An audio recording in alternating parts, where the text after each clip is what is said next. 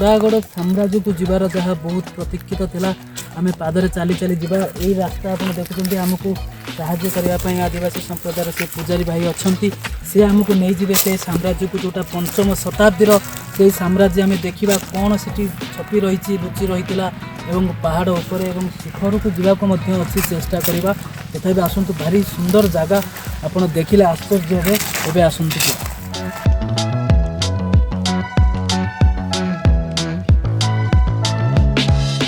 दर्शक बंधु जो प्रतीक्षा थिला से प्रतीक्षार एवं अंत घटवा जाऊँगी फाइनाली पहुँची जाइचु से पंचम शताब्दीर से गढ़ देखापी से पोड़ागढ़ साम्राज्य देखापी आपण यही अंचल भितर जितेबाला प्रवेश करेंगे पहाड़ परिवेष्टित ये जंगल भितर एवं आरंभ पाद चला रास्तार आपन को जावाक पड़ो पाद चला रास्तार जावाक पूर्वर ये पड़ो गुंडूर भैरव मंदिर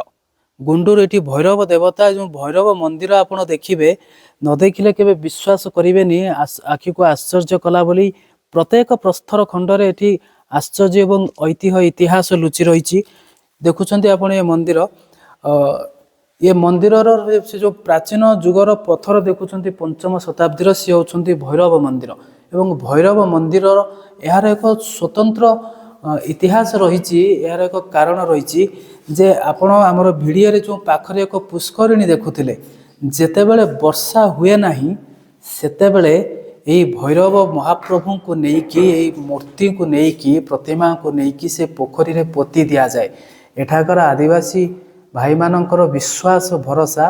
जे भैरव ठाकुर को सेठी पोती देला परे सेई दिन ही वर्षा होता है यह आमे कहूनु से मानक मुहर सुनिबा आज्ञा ये जो ठाकुर को पानी रे पोती दिया जाए कौन पाई पोती दिया जाए जमी चाष करने पोती दिया हम तेरे नाल डाली सब समस्ते बेसी वर्षा हम वर्षा है आम यार पर यार बाहर करवा हाँ बाहर करूँ बाहर कर यार पानी टिके टिके कम पड़ा एठिकार पूजारी जी शुणुते दुर्गा मंदिर देखिले आप सोमनाथ मंदिर देखिले आउ गोटे कथा होची ये पूजारी आदिवासी संप्रदायर लोक ही ये पूजा करते कौन से ब्राह्मण न था भैरव मंदिर ये रायसिंह नामक जड़े पूजारी जो कहते सी ये पूजा करती ये मूर्ति आप देखुं सर ये मूर्ति आम जो देखुं कौन ये सब मूर्ति गुंडूर भैरव मूर्ति आई मूर्ति जदि वर्षा आम अंचल मरुड़ी पड़े तेरे अंचल आमर वर्षा हाँपाई बोलिकी केते आदिवासी परंपरा रही बेंग बेंगुली विवाह करती भीमा को गोबर रे पोतंती ये साइड रे भीमांकर छामुड़िया अच्छी ये हूँ गुंडूर भैरव ये गुंडूर भैरव पत्थर को लेकर पोखरी पद्म पोखरी गोटे अच्छी पद्म पोखरी पोती दि जाए पोती देले से ही दिन ही वर्षा हम निश्चित भाव में या शत भाग शत जिनिस ग्यारंटी जिनिस निश्चित वर्षा हुए ये आम देखो ये हाँ यहाँ शिव पार्वती मूर्ति अच्छी आ शिव पार्वती ये भी सूर्य अच्छा ये शिवलिंगटी अच्छी देखो एपटे भी चंद्र अच्छा ये देख छोट चंद्र अच्छा भैरव ये पाइक अच्छा पाइकर स्त्री अच्छी आठी गणेश मूर्ति अच्छी आई सब मूर्ति सब रही वीर यहाँ भी गोटे वीर मूर्ति दर्शक बंधु जहाँ आप देखुले भैरव मूर्ति सहित शिव पार्वती एवं सूर्य चंद्र को प्रत्येक प्रस्तर में आप देखी आम देखुचे सूर्य चंद्र उपासना करा जाए सकल शक्तिर आधार सूर्य एवं चंद्र को आम भगवान देवता रूपे सूर्य चंद्र देवता रूपे मानु एवं नलवंशर जे राजा थिले तांकर विश्वास प्रति प्रस्तर खंड सूर्य चंद्र अच्छा हाथ ऊपर को होइकी अच्छे अर्थात समर्पणर भाव सेतबेले भगवान को ऊपर सेतबेले भी से समर्पण निजको करथिले शैव भक्त थिले नलवंशर जो अधिपति राजा थिले एवं यह सहित आउ एक चमत्कार जिनस आम आपन को देखाइबू ये मंदिर बाहर को जितेबाला आपण आसबे ये देखिए मंदिर ठीक बाम पार्श्व ये एक खंब तैयारी होइछि एक खंब देखु काठरे ये खंब तैयारी होइछि ए खंबर एक स्वतंत्र कारण रही एठी गोटे जेतेबेले तांकर पूजा पर्व करा जाए तेणु कौन एमती मंच कहीं बंधा जाइछि डॉक्टर बेहरा ठार पचारि बुझा सर जो काठरे एते मोटा मोटा खंब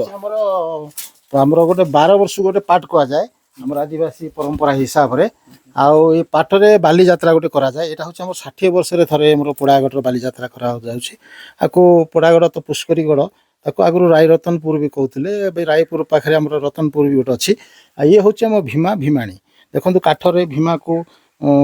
ମାନେ 3 ମାସ ଧରି ଏ ବାଲିଯାତ୍ରା ଚାଲେ। ଆଉ ଯେଉଁଦିନ ଉଦଯାପନୀ ହୁଏ ଭୀମା ଭୀମାଣୀକୁ ପାଣିରୁ ଆଣି ତାକୁ ଏଠି ସ୍ଥାପନା କରାଯାଏ। ଆଉ ରାତି ସାରା ତାଙ୍କର ପୂଜା ପାଠ ହୁଏ। ଆଉ ଏ କାଠର ଝାମୁଡ଼ିଆ ଉପରେ 350 ଦେବାଦେବୀଙ୍କର ମାନେ ସବୁ ଯେଉଁମାନଙ୍କୁ କାଳିଶୀ ଲାଗନ୍ତି ଏବେ ଉପରେ ସବୁ କାଠ ଉପରେ ଚଢ଼ି ନାଚନ୍ତି। ଏରା ସବୁ ବିରାଟ ବଜାର ହୁଏ, ନାଟକ ବହୁତ କିଛି ହୁଏ ଲୋକଙ୍କର ଆନନ୍ଦ ପାଇଁ। ଏ ବାଲିଯାତ୍ରା ବହୁତ ଆଦିବାସୀମାନଙ୍କର ପରମ୍ପରା, ଏଇଟା ପ୍ରାଚୀନ ପରମ୍ପରା। ଆଉ ଇଏ ଯେ ଗୋଟେ କୃଷିଭିତ୍ତିକ ପର୍ବ। ଆଉ ଏଥିରେ ବହୁତ ମାନେ ବର୍ଷକୁ ସେମାନେ ଯେମିତି ଭଲ ଚାଷ ହେବ ସେଥିପାଇଁ ପ୍ରତ୍ୟେକ ବିହନକୁ ସେମାନେ ମାଗନ୍ତି ପ୍ରତି ଗାଁରୁ, ଏବଂ ତାକୁ ବାରୁ ପକାନ୍ତି କରିକି ଏ ବାଲିଯାତ୍ରାକୁ ଉଦଯାପନ କରନ୍ତି। ଶୁଣିଲେ ତ ଦର୍ଶକ ବନ୍ଧୁ କେତେ ସ୍ୱତନ୍ତ୍ର ଆମ ସଭ୍ୟତା, କେତେ ସୁନ୍ଦର ଆମ ସଂସ୍କୃତି, ଆମ ଜୀବନଧାରା, ବିଶେଷ କରି ଆଦିବାସୀ ସମ୍ପ୍ରଦାୟର ଲୋକମାନଙ୍କର ଚଳଣି ପ୍ରଥା ବିଷୟରେ କେତେ ଆଶ୍ଚର୍ଯ୍ୟ କଲା ଭଳି ଜିନିଷ ନବରଙ୍ଗପୁର ଜିଲ୍ଲାରେ ଏଇ ବିଶେଷ କରି ପୋଡ଼ାଗଡ଼ରେ ଏଇ ଗଡ଼ଜାତ ଅଞ୍ଚଳରେ ଅଛି। ଭୀମା ଭୀମାଣୀଙ୍କୁ ପୂଜା କରାଯାଏ। ଏବଂ ଗୋଟିଏ କଥା ଆପଣ ଧ୍ୟାନ ଦେଇଥିବେ,